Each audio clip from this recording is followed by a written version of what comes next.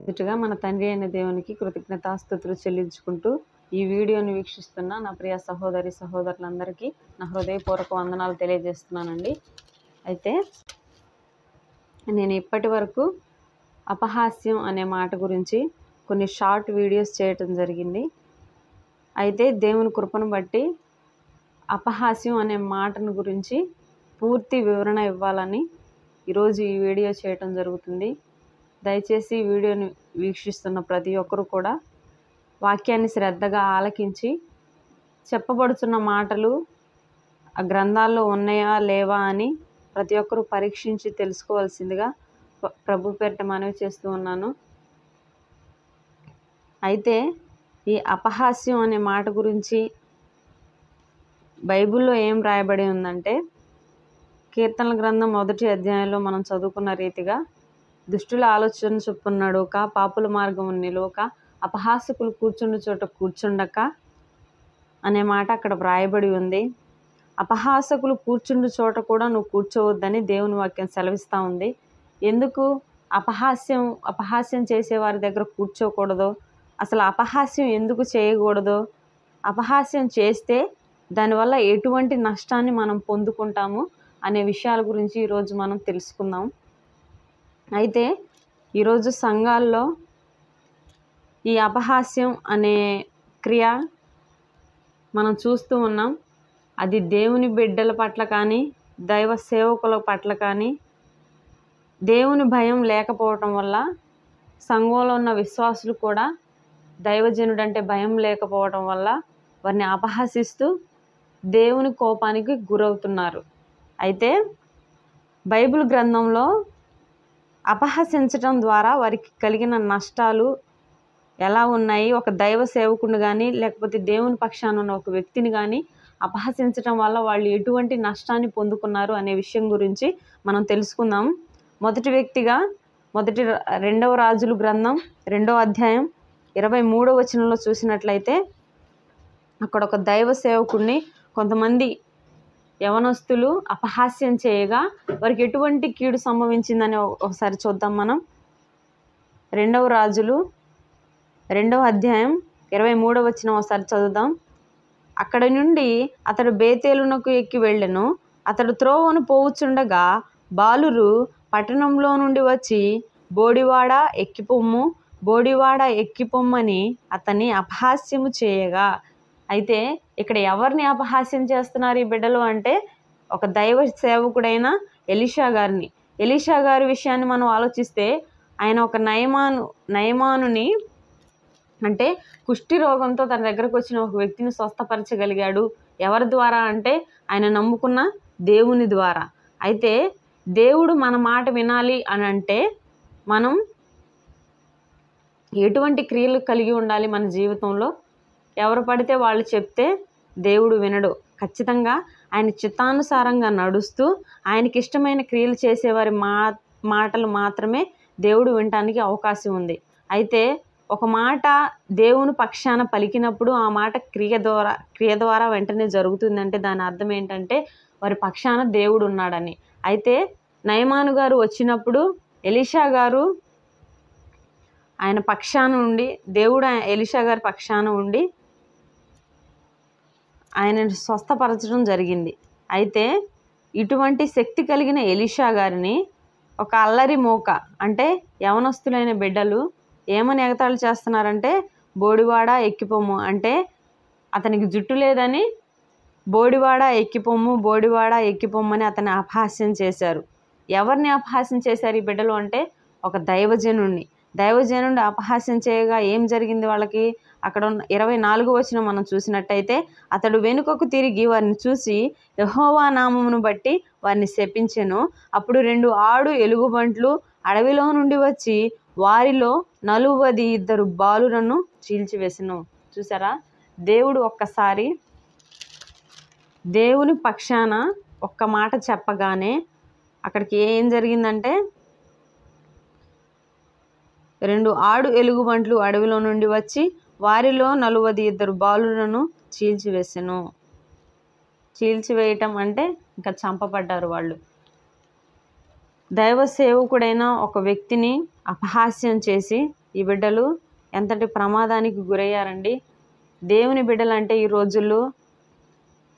రోజుల్లో ఎవరికీ భయం ఉండలేదు. సేవకులని చూడలేదు, విశ్వాసులని చూడలేదు.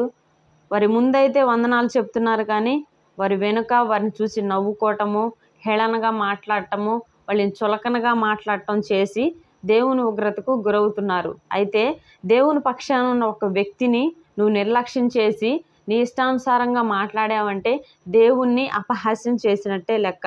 దేవుణ్ణి అపహాస్యం చేసిన వారి పరిస్థితి ఏమవుతుంది? ఈ భూమి మీద మనం బ్రతికి ఉన్నామంటే ఆయన కృప మన పట్ల ఉంటేనే ఖచ్చితంగా మనం బ్రతికి ఉంటాం. ఆయన ఒక్కసారి మన చేయి విడిచాడంటే మన పరిస్థితి ఏమవుద్దని కూడా ఆలోచించకుండా సంఘానికి వెళ్ళే వాళ్ళ పరిస్థితులే నేను చెప్తున్నాను. సంఘంలో ఉన్న బిడ్డలే ఇలా చేస్తున్నారు. దైవ సేవకులంటే భయం ఉండట్లేదు. దేవుని పక్షాన ఉన్న ఒక విశ్వాసి అంటే భయం ఉండట్లేదు. ఏదో సాదాసీదా ఒక వ్యక్తిని చూసినట్టే చూస్తూ అపహాస్యం చేస్తూ వారి కాలక్షేపం కోసం దైవ సేవకులను కూడా అపహాస్యం చేస్తూ దేవుని ఉగ్రతకు పాత్రులవుతున్నారు. అయితే నోవాహు గారి కాలంలో ఏం జరిగిందండి? నోవాహు గారు కూడా అయ్యా ఆ దినాల్లో దేవుడు జలప్రళయం రప్పించబోతున్నాడు అని అక్కడ ప్రకటించినప్పుడు ఒక్కరైనా కానీ నోవాహు గారి మాట విన్నారా? ఎవరూ వినలేదు. దేవుడు ముందుగానే నోవాహు గారికి తెలియజేశాడు ఏమని?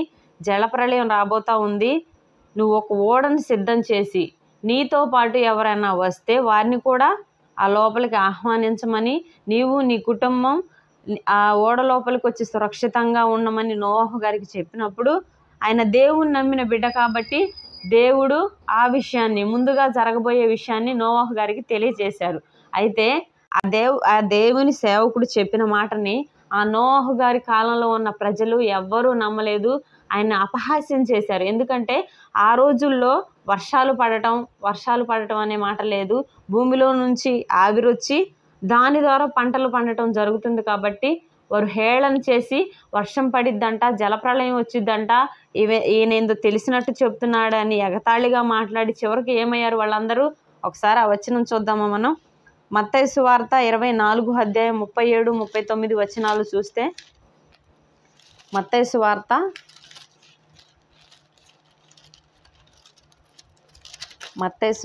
24 అధ్యాయం 37 వచనం. నోవాహు దినములు ఎలాగుండెనో మనుష్య కుమారుని రాకడయు అలాగే ఉండును.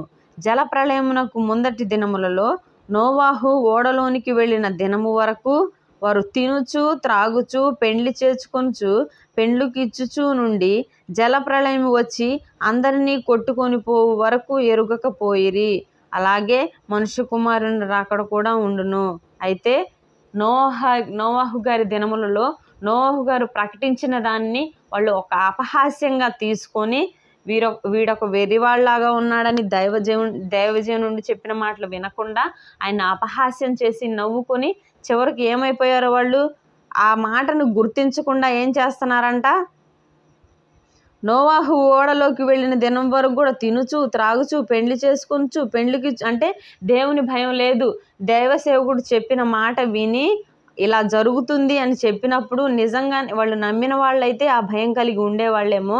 కానీ వీళ్ళు నమ్మలేదు కాబట్టి అంతే చెప్తాళ్ళే అన్నట్లు నిర్లక్ష్యం చేసి వాళ్ళు ఇప్పుడు మనం ఎలాగైతే దేవుని భయం లేకుండా లోకంలో ఉన్న వాటిని ప్రేమిస్తూ ఎలాగైతే మనకు కావాల్సిన వాటినే చూసుకుంటూ ఎలా గృహం కట్టుకుందామా, ఎలా బిడ్డలు పెళ్లి చేద్దామా, ఎలా బిడ్డల్ని ఉన్నత చదువులు చదివిద్దామనే ఆలోచనలోనే ఉన్నారు. కానీ దేవుని ఉగ్రత వచ్చిద్ది, దేవుడు ఈ కార్యం ఈ సంగతి మనకు తెలియజేశాడు, ఇలా జరిగిద్ది అని దైవ సేవకులు ఎన్నో రకాలుగా చెప్తున్నా కానీ నిర్లక్ష్యం చేసి ఇప్పుడున్న ప్రజలు కూడా అలాగే చేస్తున్నారు. నోవాహు గారి దినాల్లో ఎలాగైతే వారు నిర్లక్ష్యం చేసి జలప్రళయంలో కొట్టుకొని పోయి మొత్తం చనిపోయారో అలాగే ఇప్పుడున్న సేవకులు ప్రకటించే వాక్యాన్ని కూడా ఇప్పుడున్న విశ్వాసులు కానీ ఇప్పుడున్న దైవ జనాంగం కానీ వింటున్నారు. కానీ ఆ సేవకుల మాటలు వినకుండా అపహాస్యంగా తీసుకొని వీళ్ళు ఇంతే చెప్తారులే అన్నట్లు నిర్లక్ష్యం చేసి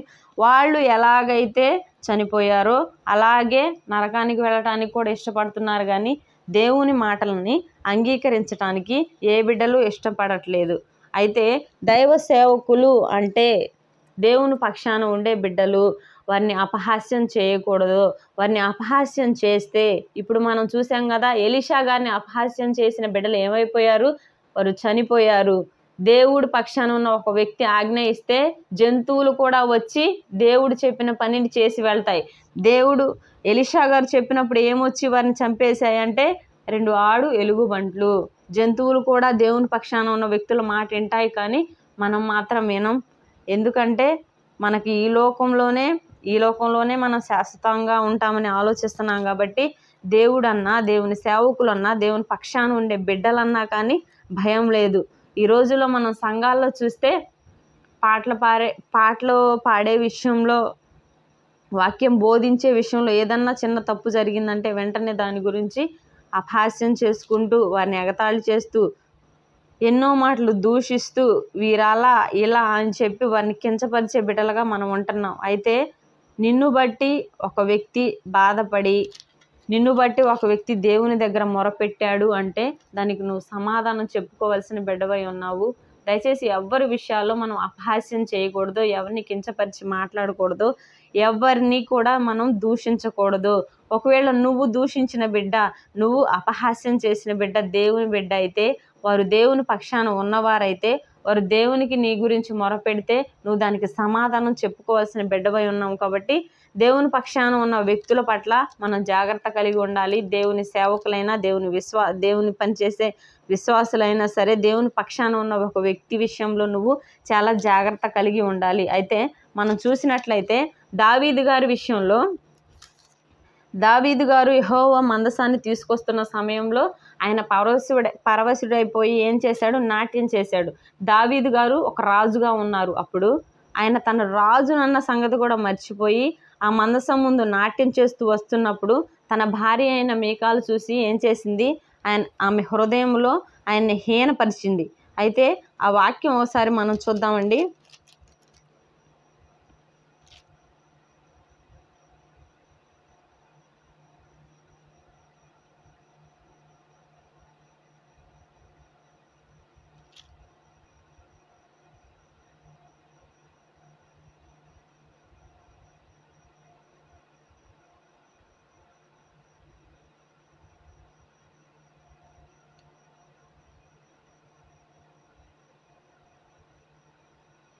అయితే 2వ సమూయేలు గ్రంథం 6వ అధ్యాయం 16వ వచనం నుంచి ఒకసారి చూద్దాం మనం.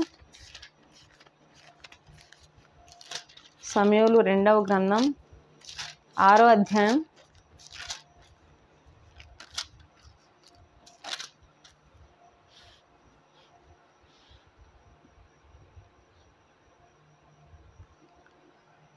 6వ అధ్యాయం 16వ వచనం నుంచి మనం చూసినట్టయితే, యెహోవా మందసము దావీదుపురమునకు రాగా సౌలు కుమార్తె మీకాలు కిటికీలో నుండి చూచి యెహోవా సన్నిధిని గంతులు వేయుచు నాట్యమాడుచునున్న దావీదును కనుగొని తన మనస్సులో అతన్ని హీనపరిచెను.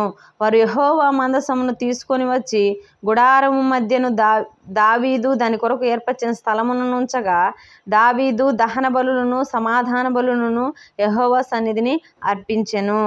అయితే ఈ మీకాలు ఏం చేసిందంటే ఆమె హృదయంలో దావీదు గారిని హీనపరిచింది. 20వ వచనం చూస్తే, తన ఇంటి వారిని దీవించుటకు దావీదు తిరిగి రాగా సౌలు కుమార్తె మీకాలు దావీదును ఎదుర్కొని బయలుదేరి వచ్చి హీన స్థితి గల పనికత్తెలు చూచుచుండగా వ్యర్థుడొకడు తన బట్టలను విప్పివేసినట్లుగా ఇశ్రాయేలీయులకు రాజువైన నీవు నేడు బట్టలను తీసివేసి ఎంత ఘనముగా కనబడితివని అపహాస్యము చేసినందున.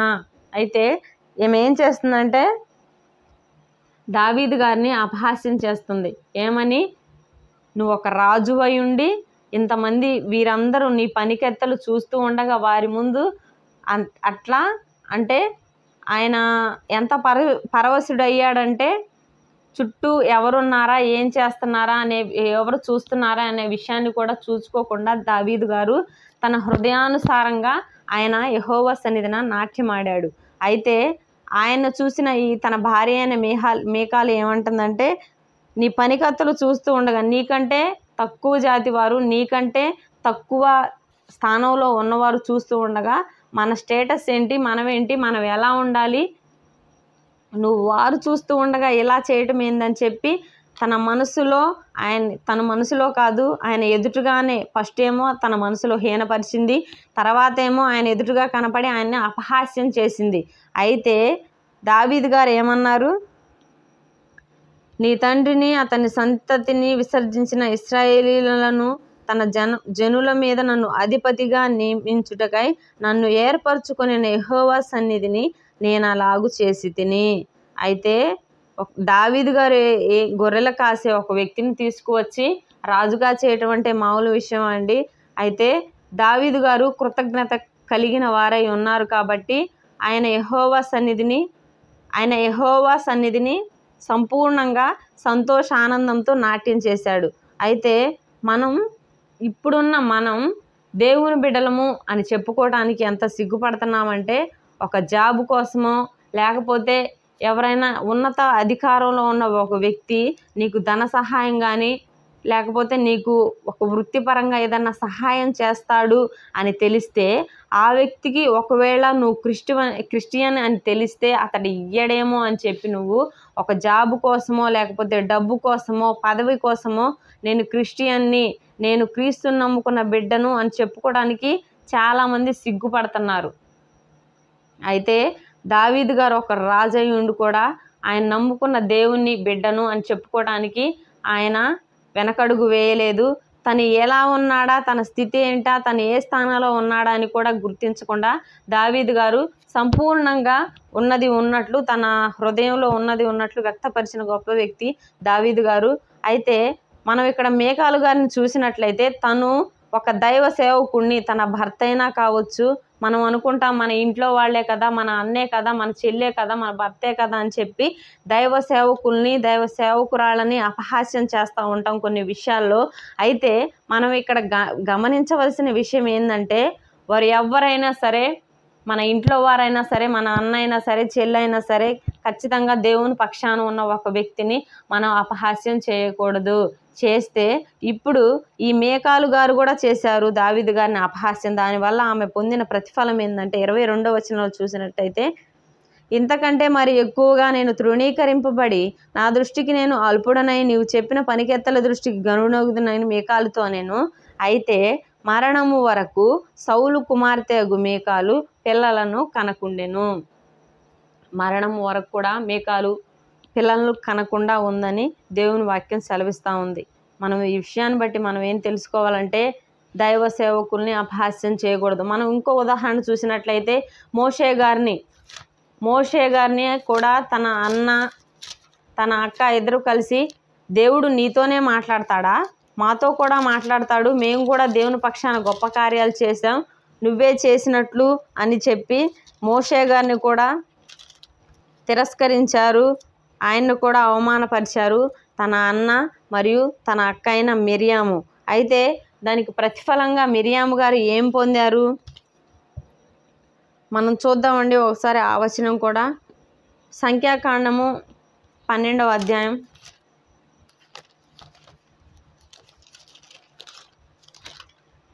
సంఖ్యాకాండము 12వ అధ్యాయం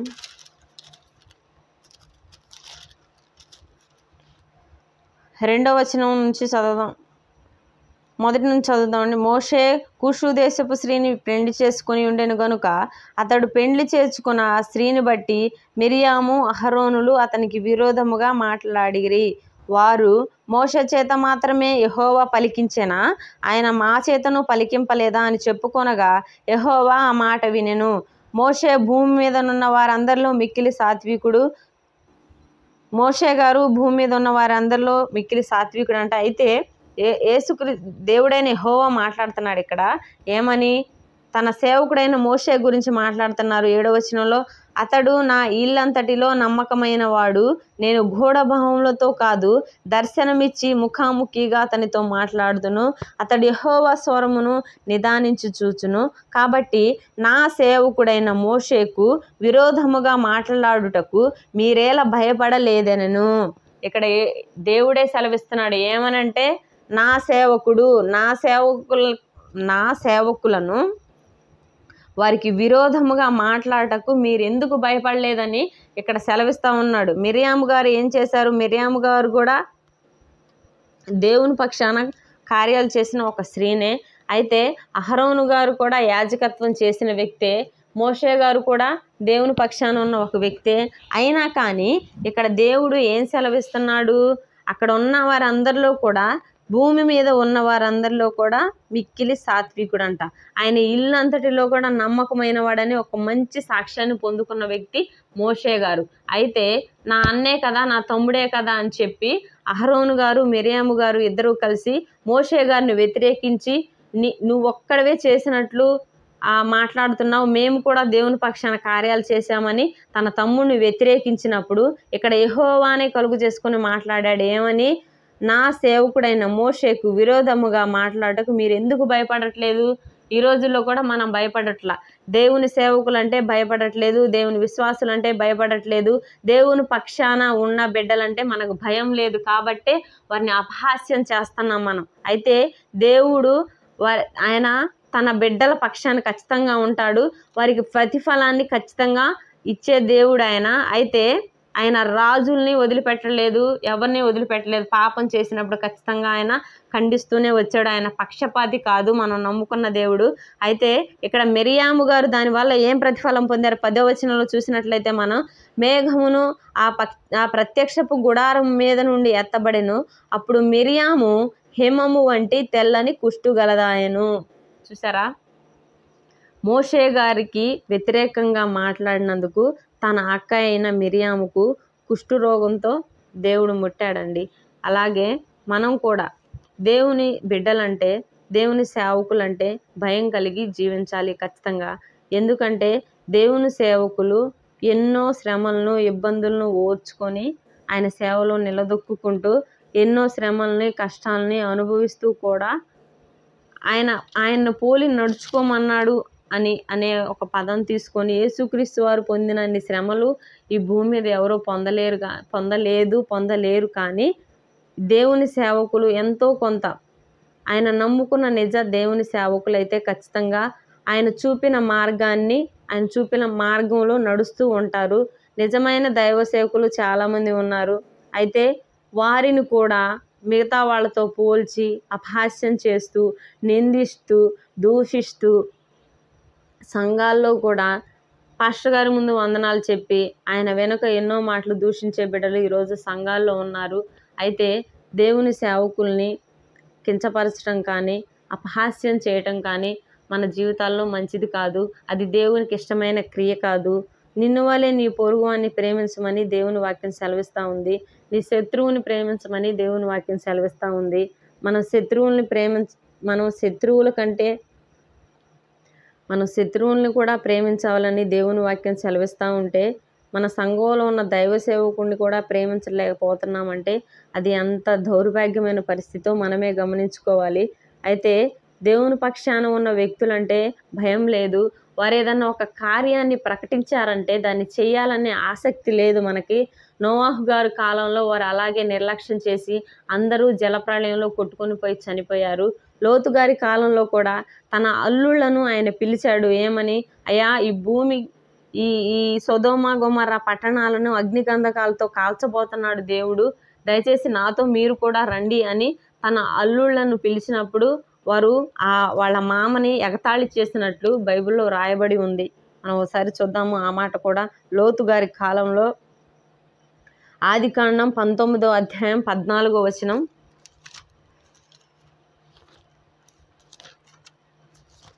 ఆదికాండం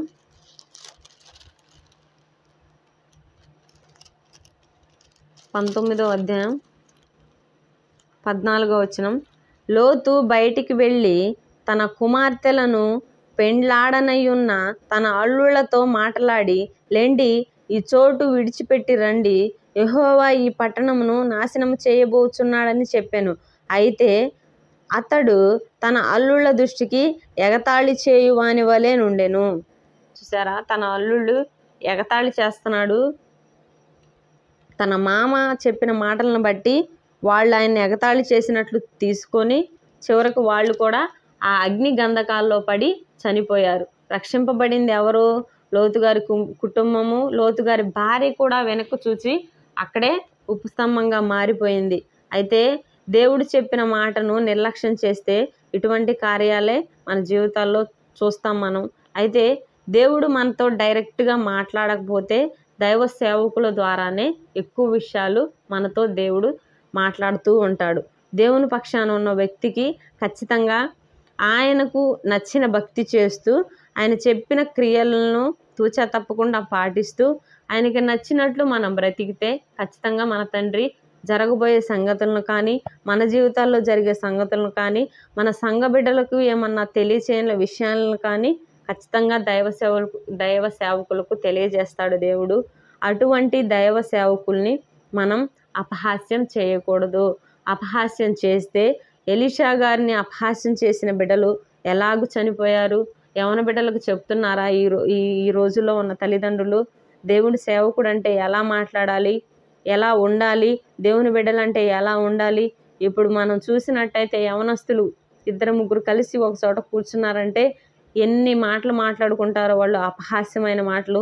దేవుడు అంటే, దేవుడి సన్నిధి అంటే, దేవుని సన్నిధికి వెళ్ళేవారంటే, ప్రార్థనకి వెళ్తున్నారంటే వాళ్ళని చూసి అబ్బో బైబిల్ పట్టుకొని వెళ్తుందరా గొప్ప భక్తురాల్లాగా అని కించపరుస్తూ, ఎదుటివారిని కించపరుస్తూ మాట్లాడుతున్నా కానీ తల్లిదండ్రులు ఎందుకు వారికి దేవుని పక్షాన ఉన్న బిడ్డల్ని అనకూడదు అని చెప్పట్లేదు?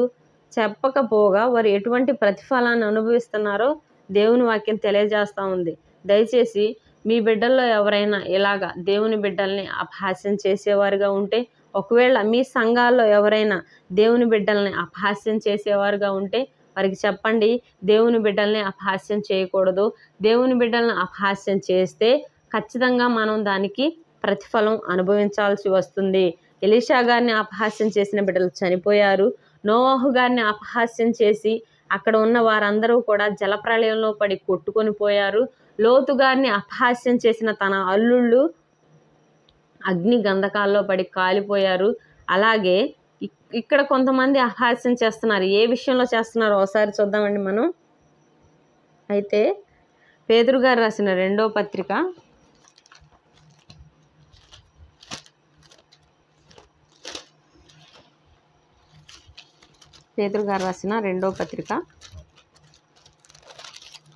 3వ అధ్యాయం 3వ వచనం ఒకసారి చదవండి. ఇది అతి ముఖ్యమైన విషయం. అయితే మనం ఇప్పటి వరకు చేసినవి కూడా చిన్న చిన్న విషయాల్లో దైవ సేవకులను అపహాస్యం చేశారు. అయితే వీళ్ళు ఇక్కడున్న వాళ్ళు మేధావులు. వీరు ఏ విషయంలో చేస్తున్నారంటే 3వ అధ్యాయం పేతురు గారు రాసిన 2వ పత్రిక 3వ అధ్యాయం 3వ వచనం చదివితే, అంత్య దినములలో అపహాసకులు అపహసించుచూ వచ్చి తమ స్వకీయ దురాశల చొప్పున నడుచుకొనుచు ఆయన రాకడను గూర్చిన వాగ్దానం ఏమాయను? పితరులు నిద్రించినది మొదలుకొని సమస్తమును సృష్టి ఆరంభమున్నట్టే నిలిచి ఉన్నదే అని చెప్పుదురని మొదట మీరు తెలుసుకొనవలెను. ఏలయనగా పూర్వం నుండి ఆకాశం ఉండిననియు, నీళ్లలో నుండి నీళ్ల వలన సమకూర్చబడిన భూమియు దేవుని వాక్యం వలన కలిగిన వారు బుద్ధిపూర్వకంగా మరుచురు. ఆ నీళ్ల వలన అప్పుడున్న లోకము నీటి వరదలో మునిగి నశించెను.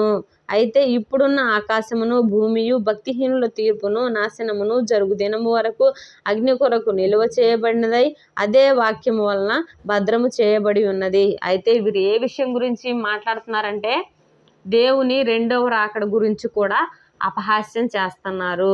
ఏమంటున్నారంటే దేవుని 2వ రాకడ వచ్చిద్దని చెప్పారు కదా, మేము పుట్టిన దగ్గర నుంచి కూడా వింటానే ఉన్నాం, ఇంకా రాలేదేంటి దేవుని రాకడ?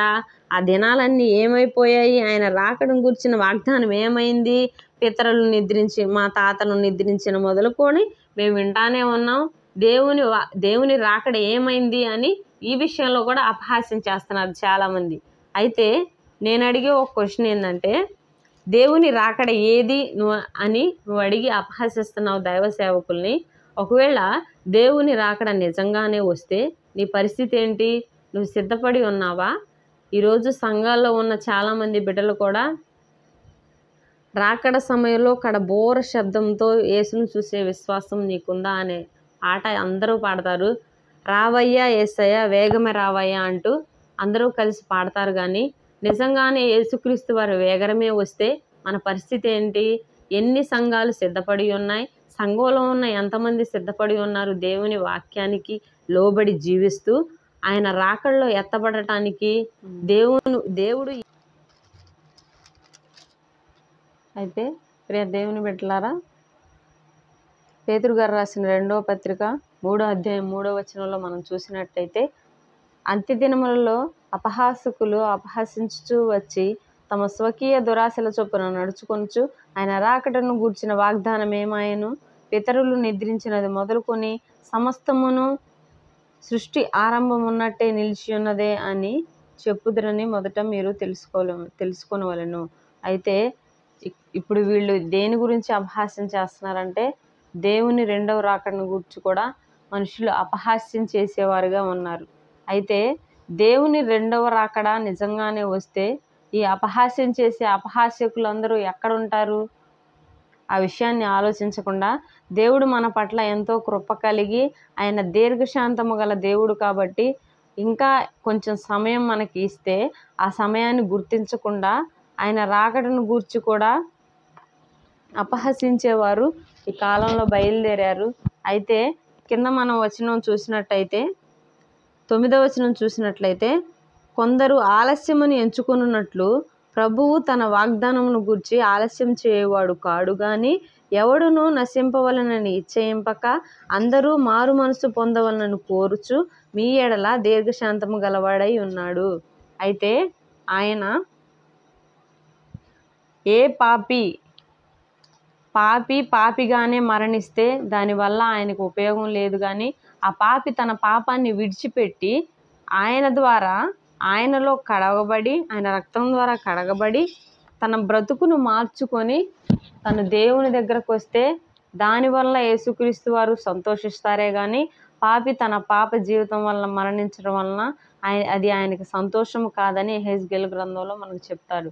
అయితే కొందరు అపహసించుచూ వచ్చి యేసుక్రీస్తు వారి రాకడను గురించి కూడా అపహసిస్తున్నారు. ఏమని? ఎప్పటి నుంచో చెప్తున్నారు కదా మీ పాస్టర్లందరూ, దేవుని రాకడొచ్చిద్ది అని. కానీ నేను మా తాతల కాలం నుంచి కూడా చూస్తున్నాను, ఇంకా రాలేదేంటి దేవుని రాకడని దేవుని రాకడను గురించి కూడా అపహాస్యం చేసేవాళ్ళు బయలుదేరారంట.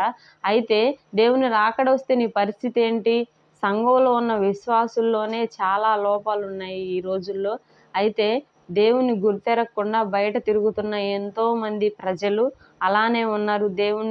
దేవుని గురించి తెలిసి కూడా పాటించని వారు, దేవుణ్ణి తెలుసుకొని సంఘాల్లోకి వచ్చి కూడా సంపూర్ణులు కాని వారు చాలామంది ఉన్నారు.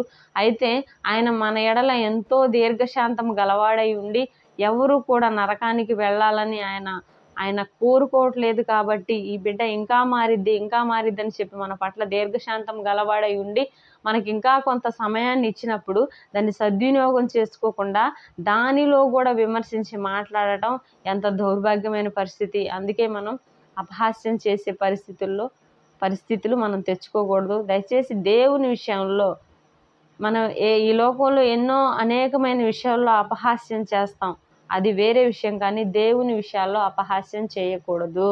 దేవుని విషయాల్లో దేవుని సేవకుని కానీ దేవుని పనిని గూర్చి కానీ దేవుని బిడ్డలను కానీ నువ్వు అపహాస్యం చేసినప్పుడు దానికి తగ్గ ప్రతిఫలాన్ని నువ్వు అనుభవించాల్సి వస్తుంది. ఇక్కడ మనం చూసాం చాలామందిని. ఎవరిని చూసాం? మొదటగా మనం చూసిన దైవ సేవకుడు ఎలీషా గారిని అపహాస్యం చేసిన 42 బాలురు కూడా ఎలుగుబంట్ల చేత చీల్చివేయబడి చంపబడ్డారు.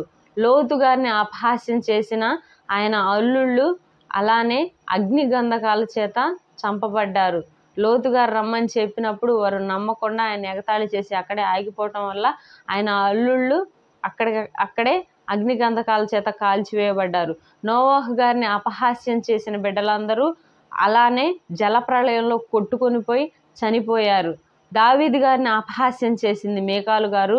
ఆమె పిల్లలు కనని దానిలాగానే మిగిలిపోయింది దావీదు గారిని అపహాస్యం చేసినందుకు. తన భర్తే కదా అని చెప్పి ఒక దేవుని పక్షాన ఉన్న వ్యక్తిని అపహాస్యం చేయటం వల్ల బిడ్డలు కనని దానిగా మీకాలు మిగిలిపోయింది. అలాగే మోషే గారిని అపహాస్యం చేశారు. మోషే గారిని తక్కువ చేసి మాట్లాడారు.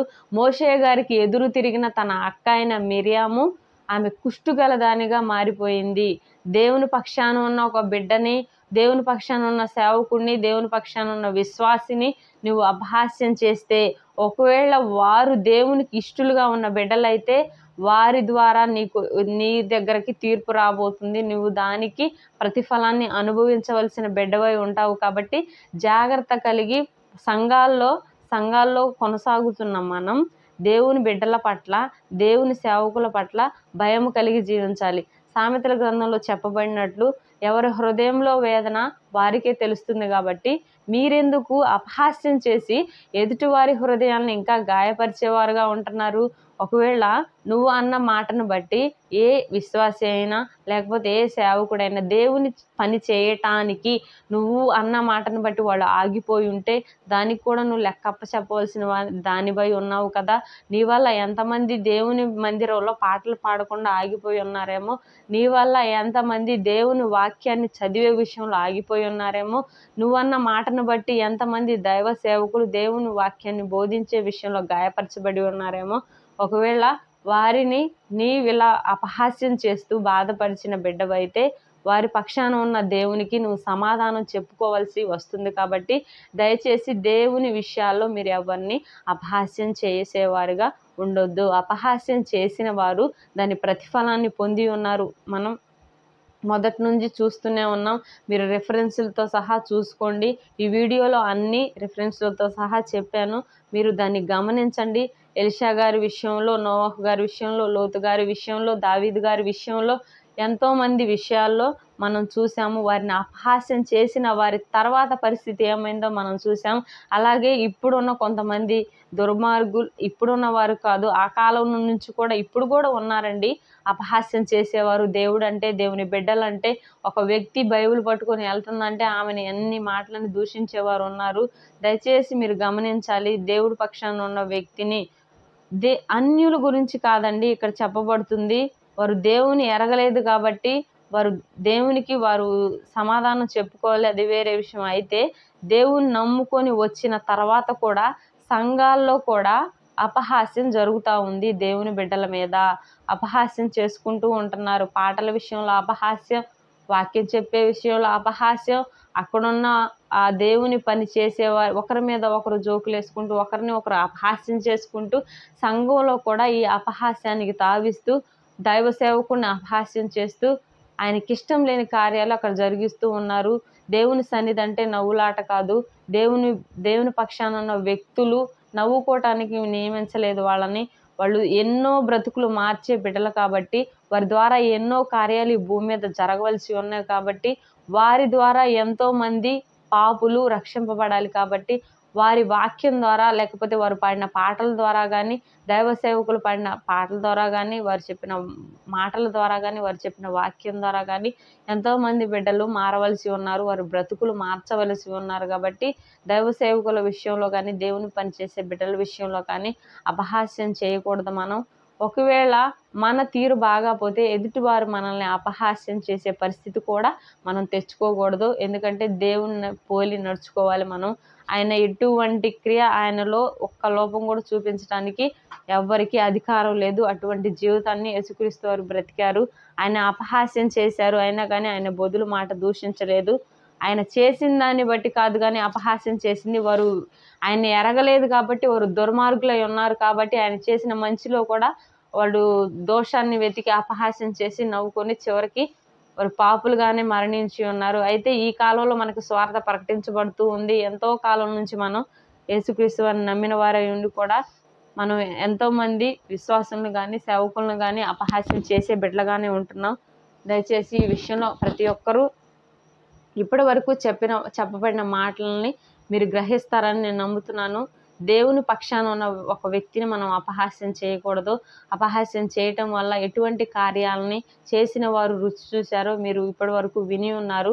అయితే మన కుటుంబాల్లో కానీ మనలో కానీ ఒకవేళ అటువంటి లోపం ఉంటే మనం సరిదిద్దుకునే వారంగా ఉన్నాం. ఒకవేళ మన బిడ్డల్లో ఉంటే వారికి చెప్పి ఎప్పటి నుంచో వారిని క్రమంగా దేవుని పని అంటే, దేవుని బిడ్డలంటే, దేవుని విశ్వాసులు అంటే భయం కలిగి బ్రతికేటట్లు మనం కూడా జీవిద్దామండి. దయచేసి ఈ వాక్యం ఇంతటితో ముగించబడింది. చిన్న ప్రార్థన చేసుకుందాం మనం.